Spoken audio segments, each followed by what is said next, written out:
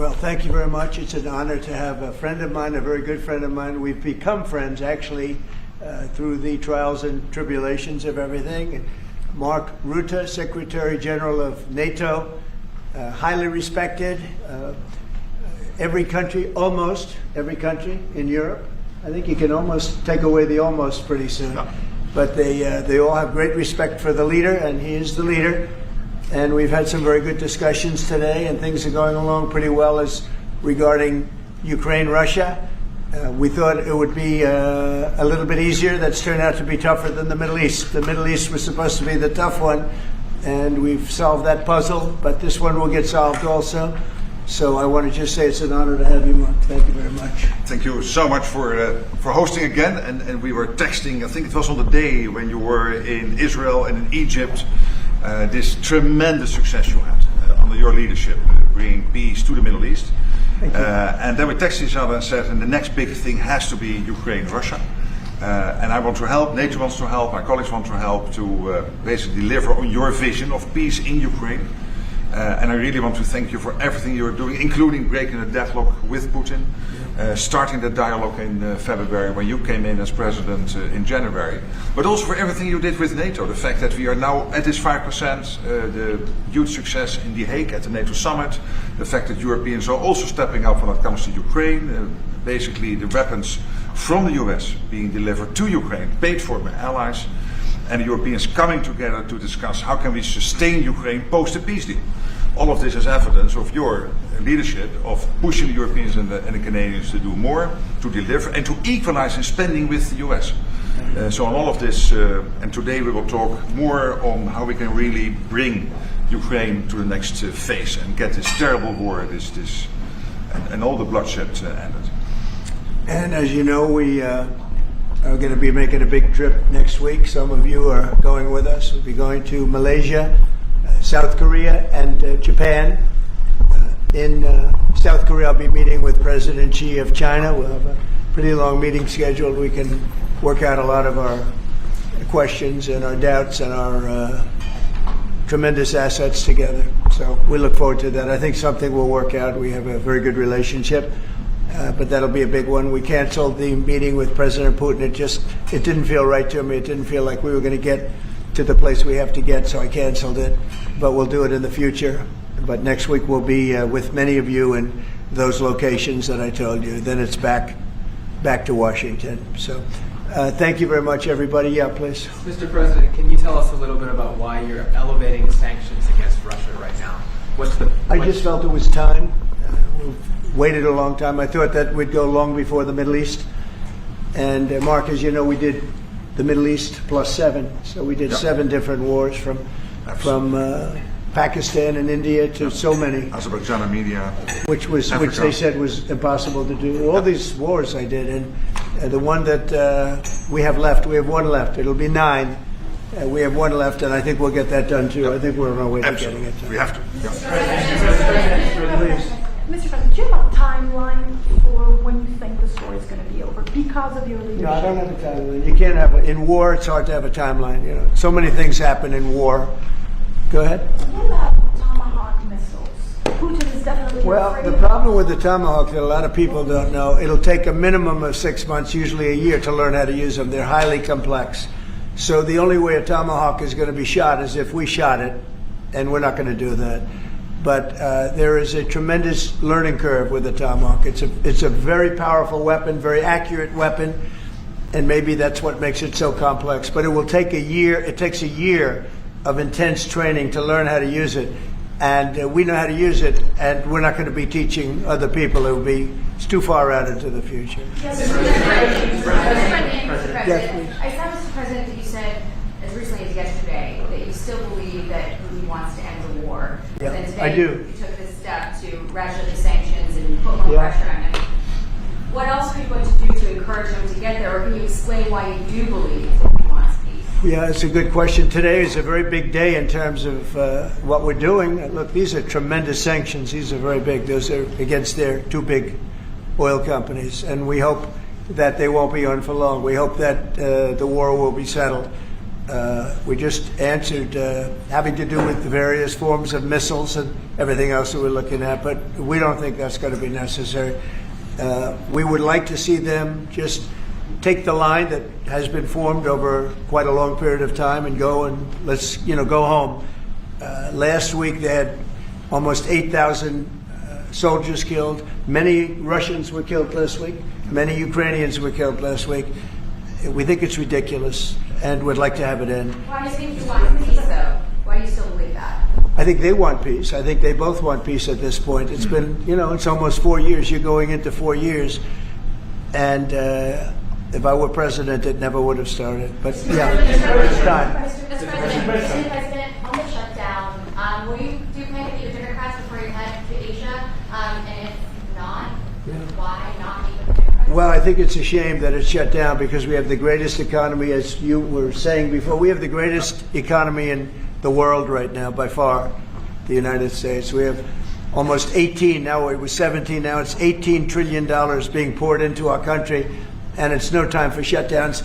I don't think it's affecting what we're doing, but it's too bad for a lot of people. We have a lot of good people that aren't working right now that should be, and it's because the Democrats want to try and renegotiate a deal that they had negotiated. They want $1.5 trillion given to illegal immigrants who came into the country, and it's going to hurt the health care of citizens of our country that have been paying into it, that have been working hard for it, that really deserve it.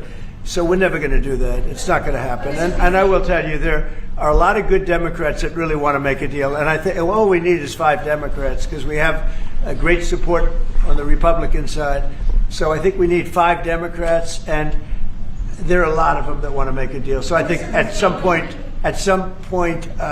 common sense will prevail. Yeah, go ahead, you can finish up. On the drug boat strike, the Eastern Pacific, Yeah. can you explain to us what that was about, how it was conducted? Yeah, sure. Well, they had one today in the Pacific. And the way I look at it, every time I look, because it is violent, and it is it's amazing that the weaponry, that everyone, they have these boats that go 45, 50 miles an hour in the water. And when you look at the accuracy and the power, look, we have the greatest military in the world. We have the greatest weapons in the world. And you see a little bit of it there. One shot, everyone dead center. And the only way you can't feel bad about it is you realize that you won't feel badly about it, is you realize that every time you see that happen, you're saving 25,000 American lives. Every one of those boats that gets knocked out is saving 25,000 American lives, not to mention the torn up families all over the country. And whenever I see that, I say to myself, I just saved 25,000 lives. I will say that there are very few boats traveling on the water right now. Actually, that includes fishing boats, that includes any other kind of boat. But there are very few boats traveling on the water. So now they'll come in by land to a lesser extent, and they will be hit on land also. Go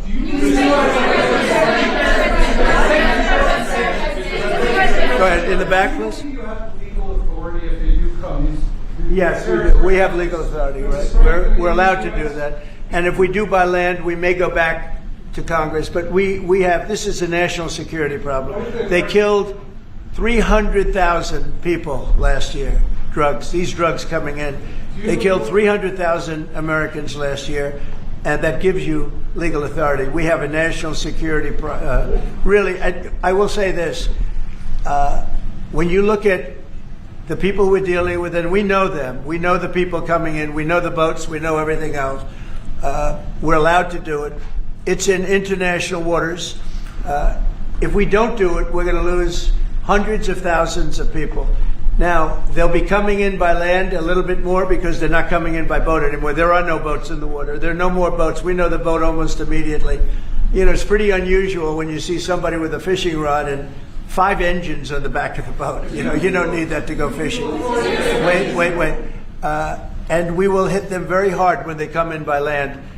And they haven't experienced that yet, but now we're totally prepared to do that.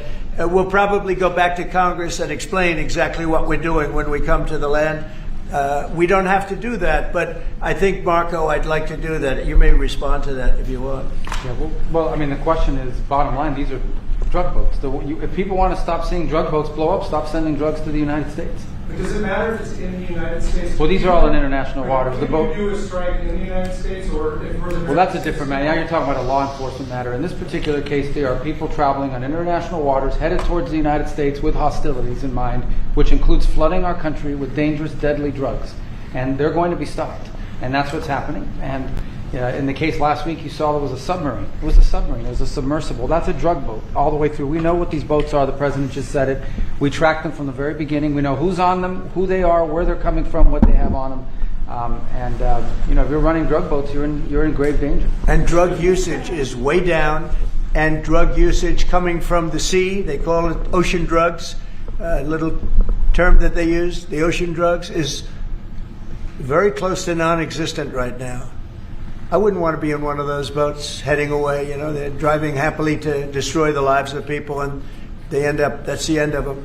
So the ocean drugs and the sea drugs by sea, they call it also, that's almost down to nothing, as you can imagine. So they continue to come in by land at a little bit less because they see something is going to happen. They don't like it. They see something, and they're right. Something very serious is going to happen. The equivalent of what's happening by sea. And we're going to Congress just to tell them what we're doing, just to keep them informed. So we have to do it for national security. We have to do it to save lives. Secretary Bessent said that Vladimir Putin had not been honest and forthright in his talks with you. Just wondering if you could tell us a little bit more about your feelings about that, and also, if I may, to Mimir Rutte, just your thoughts on whether Ukraine should get Tomahawks. Thank you. Well, I think that in terms of honesty, the only thing I can say is every time I speak with Vladimir, I have good conversations, and then they don't go anywhere. They just don't go anywhere. So in that sense, but no, look, he's fighting a war. He's in a war. That's two very competent sides, and that's the way war is. You never know with war, but I would say that it's time to make a deal. A lot of people are dying. They're not Americans, but they're people. They're souls, and they're dying by the thousands, worst since World War II, and we really should stop it. And to your other question, please. Sorry, to your other question, this has been consistent from this president when we first met again after your re-election in Mar-a-Lago in November.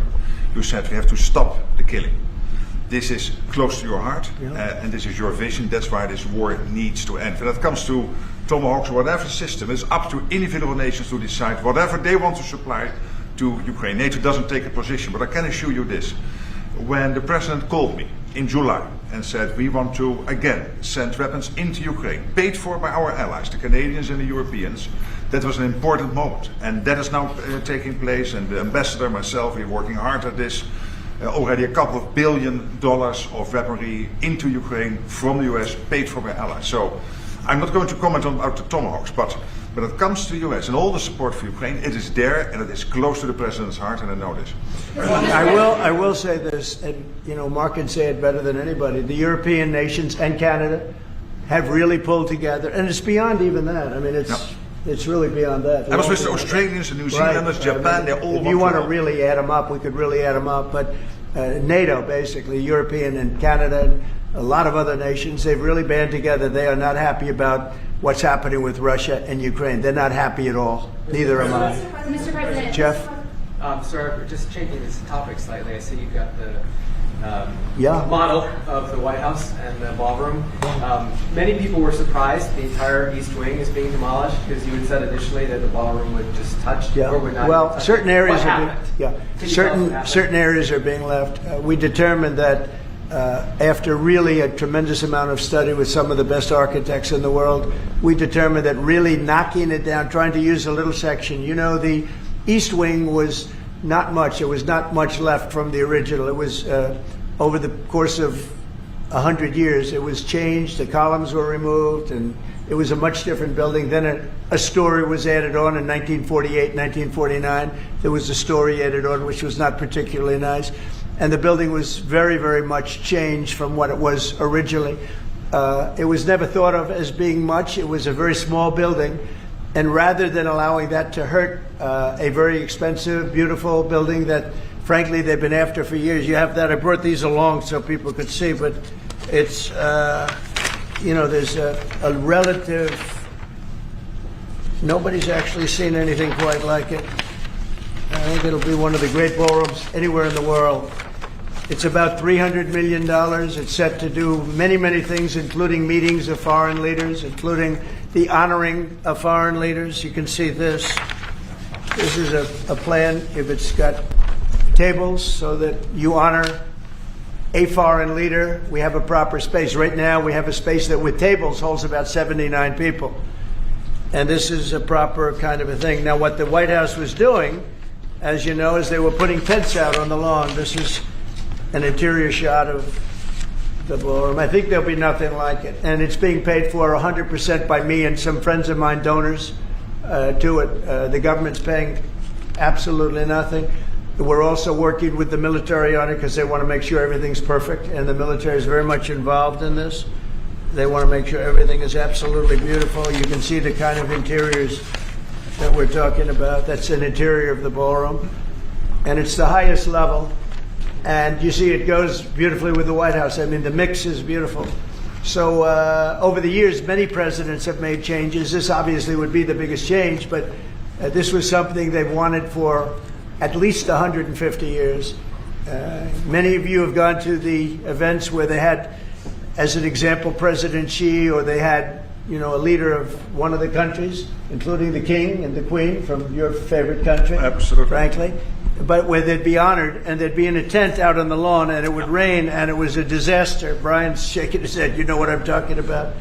And so I thought I'd bring this out because this is going to be probably the finest ballroom ever built, and we're doing it no cost to the country. It's being put in, the money's being put in by me and donors, very great patriots actually. And the spirit on the building of it is amazing. We are using little sections of footings and various other things, but that's sort of irrelevant.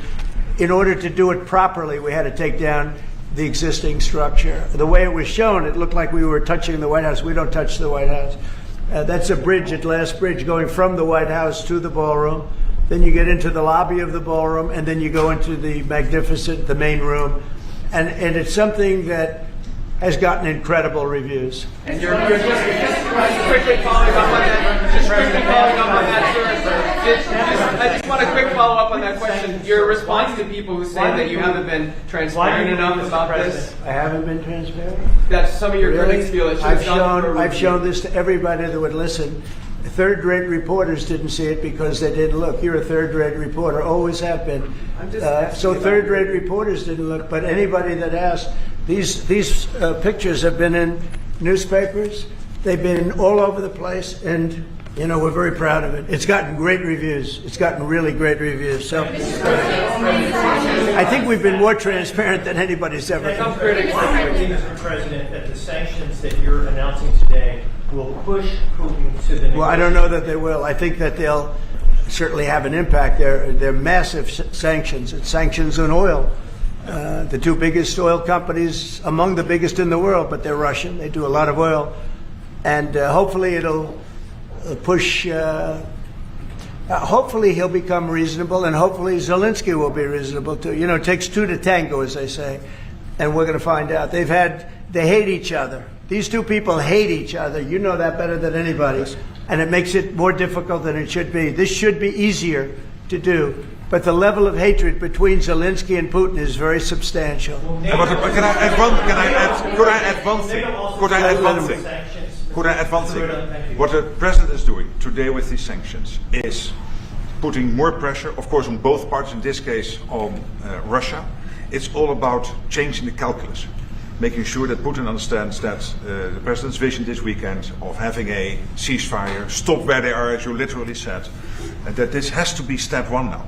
And for him to really accept that vision and to come to the table. And then you have to put pressure, and this is exactly what he did today. Along with Europe. I mean, Europe, look, they've actually become friends of mine. I think yes. All of them. Yeah. We have a very close relationship, and they want to see it end too. They really want to see it end. But I can say they're totally committed. If this went on for 10 more years, Europe is behind them. They just can't let that happen. You can't let what's been going on. Now, it should have never happened. It would have never happened if I were president. But it did happen. I inherited. This was Biden, a man who was, without question, You take a look at the new walkway, the Presidential Walk of Fame, we call it. Biden is the worst president we've ever had, if he was even a president. The people that surrounded that desk made those decisions. But this should have never happened. It wouldn't have happened. But it did happen. I inherited it. We're going to get it ended, hopefully soon. Yes, please. You had a Truth Social post earlier this afternoon talking about a Wall Street Journal report as a fake story. Yeah, fake. Sort of Wall Street Journal is fake. So this, Less fake on financial than it is on gossip. can you just confirm that my understanding of what's happening is accurate? As I understand it, that story framed it like we had just lifted the U.S. a restriction on intelligence. No, it said that I gave Ukraine permission to shoot missiles deep into Russia. I didn't do that. Second of all, they're not using our missiles. They're using, I think, European missiles or from someplace, but they're not using ours. And what they do, I don't control that. But I do control our missiles. They're not shooting our missiles in. It was a fake story. Wall Street Journal does a lot of fake stories. Thank you so much. The president of Colombia in a recent interview said that if you won't change, he thinks that people should get rid of you. We're talking about now Colombia, the country, not the university. Yes. Go ahead. He said what? He said that if you won't change, then perhaps you need to be gotten rid of. Do you view that as a threat? Well, he's a thug and bad guy. He's a guy that is making a lot of drugs. We've just, as of today, stopped all payments going to Colombia, the country Colombia. Also, the school Colombia. No, we settled. We made a settlement with him. But no, he's a thug, and he's a bad guy, and he's hurt his country very badly. They're doing very poorly, Colombia. They make cocaine. They have cocaine factories.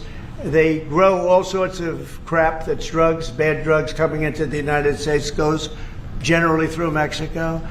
And he better watch it or we'll take very serious action against him and his country. His country is, what he has led his country into is a death trap. Please. Has the Secretary General presented his Ukraine peace plan to you? Are you prepared to be chairman of the Board of Peace? There is no Secretary General peace plan.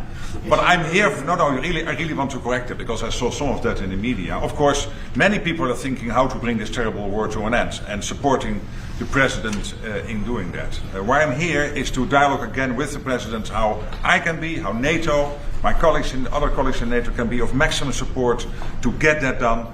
But there is no peace plan on the table. If there is a peace plan, it is what the President said last Friday and Sunday, which is stop where you are. Stop the fighting. This is about NATO. We're a very proud member of NATO. We have a great relationship with the countries of NATO. I think made much better by our visit a few months ago when they agreed to 5% instead of 2% of GDP. That was a big concession. I think that was a concession that 2 years ago nobody would have said, even a year ago. Even 9 months ago, before you were elected. Yeah, they would have said that's not possible.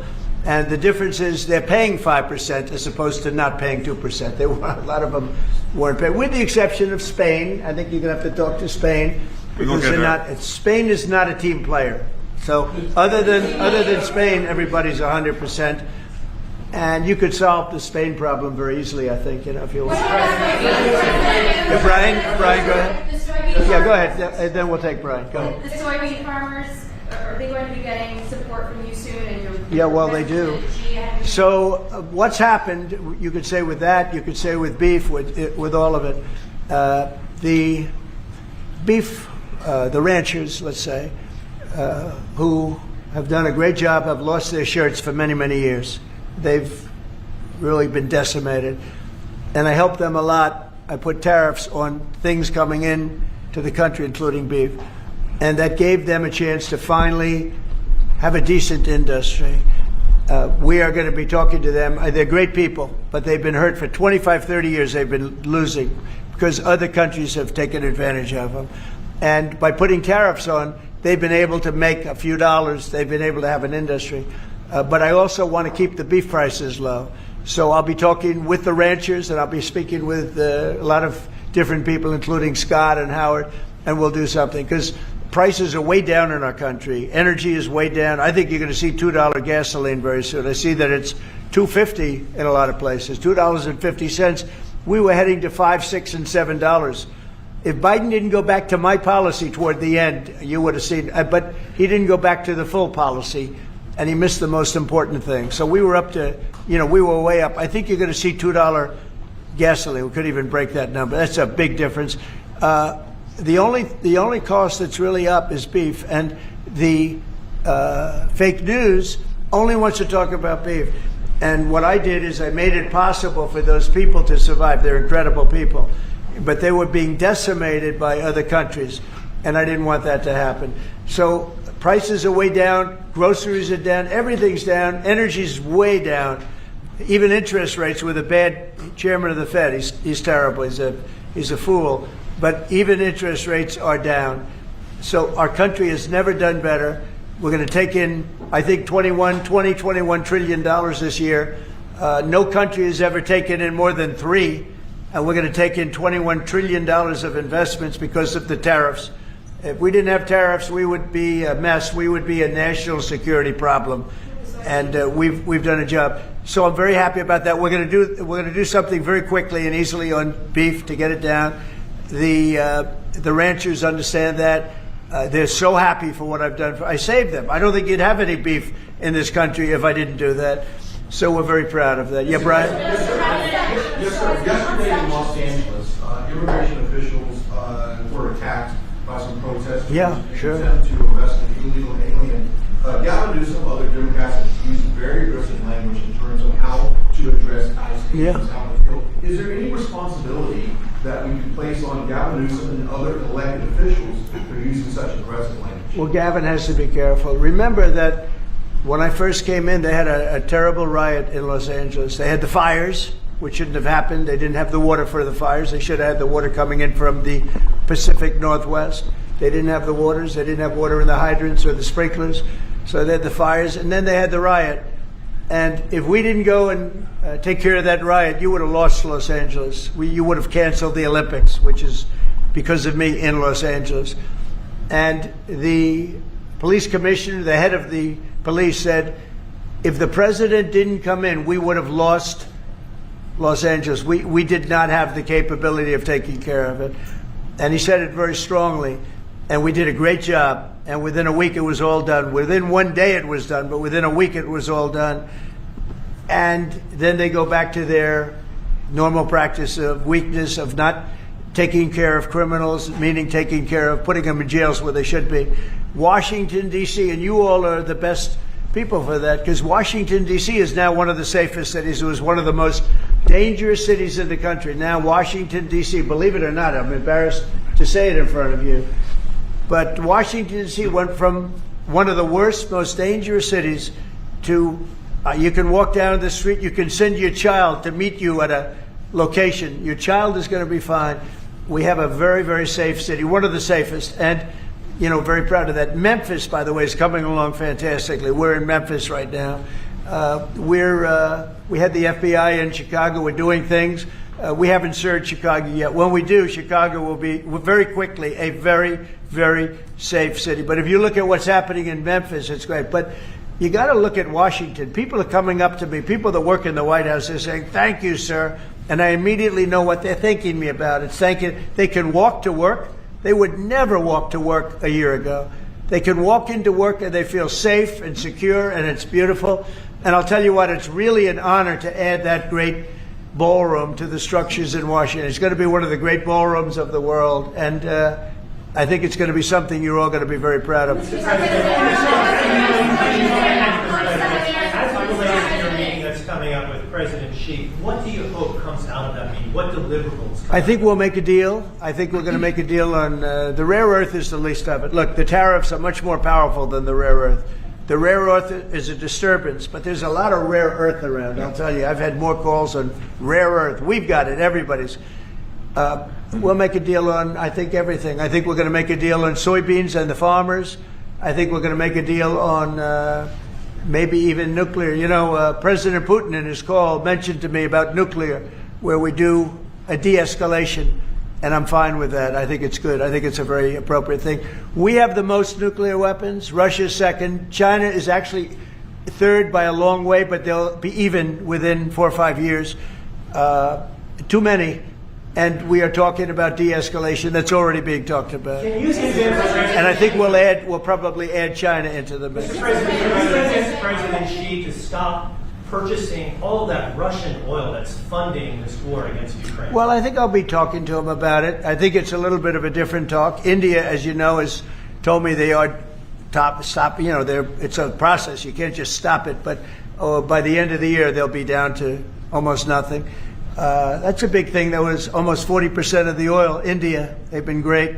Spoke to Prime Minister Modi yesterday. They've been absolutely great. China's a little bit different. You know, they're a little bit different relationship they have with Russia. It was never good, but because of Biden and Obama, they got forced together. They should never have been forced together, but they're a little bit forced. But they're by nature, they're not. They can't be friendly. They can't be friendly. By nature. I hope they are friendly, frankly, but they can't be. You should not have forced Russia and China together. And Biden did that, and Obama did that. They forced them together because of energy, because of oil. And so they are closer than they would normally be. I think I'll probably be talking about it. What I'll really be talking to him about is how do we end the war with Russia and Ukraine, whether it's through oil or energy or anything else.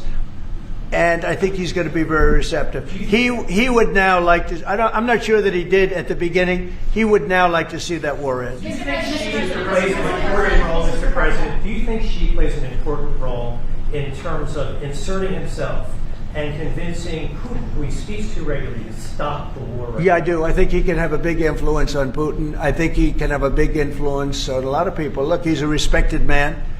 He's a very strong leader of a very big country. Yeah, I think he can have a big influence, and we will certainly be talking about Russia, Ukraine. Thank you,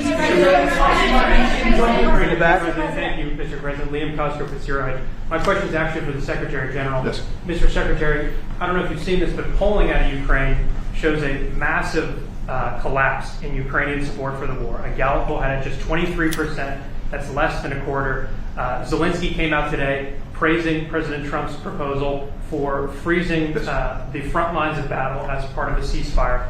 He said that's a good compromise. So people view your coming here as, you're lobbying the U.S. government to continue its involvement in the war. You're obviously lobbying for more NATO weapons to be sent to Ukraine, but Ukrainians themselves don't want to fight the war. So how do you justify that morally? Well, I'm lobbying only for one thing, and that is to make sure that we end this war. And I don't have to lobby the president because we totally agree on this. And this is what he has been doing from day one. Everything he could do to break the deadlock with Putin, get the dialogue going, dialoguing also with Zelensky, and getting this war done. It's crucial. And the fact that the US is now supplying weapons into Ukraine, paid for by allies, is extremely important. And that's now happening since 2-3 months. About 2 billion moving into Ukraine. The war hasn't wound down. Why do you think that'll wind it down now? What do you mean? Do you think more weapons will wind down the war? No, I mean, there's more to be done. So what you need, what the president said this weekend, stop where you are, so basically do a ceasefire and then have all your discussions about territory and whatever. But first, stop the war. This is what you said on Friday and on Sunday. It's a war. I mean, your question's really a fair one. It's a war that should have never started. And you know how I feel about it. But it's a war that should have never started. And we're not selling any weapons to Ukraine. We're selling them to NATO. Yeah. Which is different from before. With Biden, he just gave $350 billion worth of weapons and cash right into Ukraine, and that was so foolish. But we sell them to NATO, and in theory, you can do what you want with them. It doesn't have to be Ukraine, but probably it is mostly. No, what nations are doing now is buying from this program and making sure that the supply is in Ukraine. So Europeans and Canadians. And for example, these are interceptors for the Patriot systems, crucial to protect the cities. Today, again, a Russian attack has killed children, at least seriously wounded children in kindergarten in Ukraine. So we need to make sure that the air defense systems are in place, and we need the US systems to do that, and the Europeans are paying for that. And this is exactly the type of actions we needed, and the president is doing that and trying everything to get this war to an end, starting with the ceasefire. Putin wants to take all of Ukraine. I always felt that way. I always felt he wanted to. When I was in my first term, I was I was very close to him, relatively speaking. It was harder because of the Russia hoax. But I would talk to President Putin about Ukraine, and it was the apple of his eye. I'd say it was the apple of his eye, but it would have never happened. He knew the consequences were too great. When we had a rigged election and all of a sudden I wasn't there, he said, wow. I think he looked at Afghanistan, how horribly that was handled, so stupidly. And I think that really gave him a little additional, incentive. I always felt he wanted the whole thing, not a piece of it. But I think now he's willing to negotiate a little bit further, and I think he's willing to make a deal. We'll see. We'll see. We don't want him. We don't want him to have the whole thing. Go ahead, please. Thank you, Mr. President. You have this big terrorist case before the Supreme Court. It's November the 5th. Yeah. You suggested you might actually show up to the Supreme Court. Yeah, I'd like to. I think it's one of the most important decisions we'll ever have from the Supreme Court. With tariffs, we're a strong, sound country. We're a nationally secure and internationally secure country. We're a very rich country. Without tariffs, it's a slog for this country, a big slog. I think it's one of the most important decisions in the history of the Supreme Court. And I might go there. I really believe I have an obligation to go there. We are doing so well as a country right now because of tariffs. And you have to understand, tariffs have been used against us for many years, decades. And just slowly but surely hurting our country so badly. That's why we owe $37 trillion. We owe that because other countries have taken advantage of us over many decades. And now we're a rich country. We're taking in money like we've never done before. Without tariffs, that would not be happening. And also, I solved, as you know, 8 wars. Of the 8, 5 of them, maybe even 6 of them, are because of tariffs. The threat of tariffs on these nations, if you want to fight, that's okay. India and Pakistan. If you want to fight, that's okay. But you're going to pay tariffs, and they're going to be very substantial. And we're in the midst of a trade deal. And they said, we don't want to do that. 2 days later, they call up, and they're not going to fight anymore. They have peace. But I've done that out of 8, I would say 6 times, 5 times, 6 times. Tariffs are vital to this country. And tariffs have been used against us by China, by every other country. And all we're doing is using them to negotiate fair deals. And as you know, we made a fair deal with Japan. We made a fair deal with all of Europe, the European Union. Yep. We made a fair deal with South Korea. These are countries that were taking so much money away from us, not sustainable. And now we're taking in hundreds of billions and even trillions of dollars. If this country is not allowed to have tariffs, if this country is not allowed to have the President of the United States negotiate on behalf of it with tariffs, we are put in a position where we're going to be a third world country. We can't let that happen. I think it's the most important case that we're going to have for many years to come. One of the most important cases we've ever had. With tariffs, we're a rich, secure country. Without tariffs, we're a laughingstock. We'll be a laughingstock. And I don't want to have anything to do with that. Thank you very much. Thank you. Thank you. Thank you very much.